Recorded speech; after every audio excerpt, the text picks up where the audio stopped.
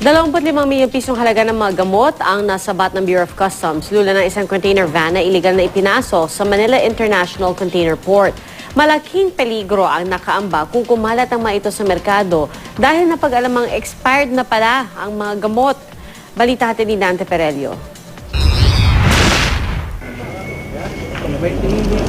Mga gamot sa kolesterol, pain reliever, antibiotic at multivitamins ang laman ng 40-footer container van na nasabat ng Bureau of Customs at nagkakahalaga ng 25 million pesos.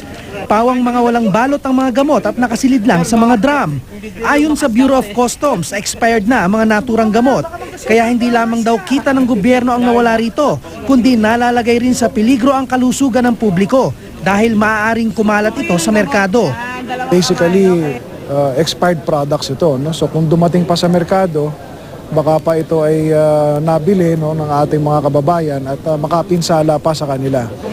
Nadiskubre ang kontrabando matapos magsuspecha ang mga operatiba ng Intellectual Property Rights Division ng Bureau of Customs dahil ikinarga ito sa isang dry container van na walang temperature control.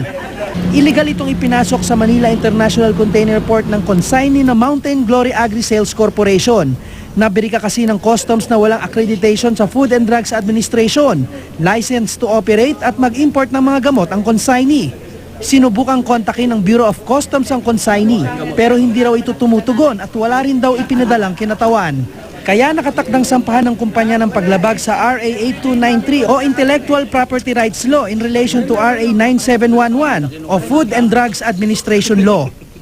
Madali nang ipasok sa local market Pwedeng i-repack nila ito. Kaya kung napapansin niyo, nakakapagtaka bakit ganito yung pagpasok ng kargamentong ito, naka-drum-drum, hindi nakaayos, hindi nasa maayos na pakete.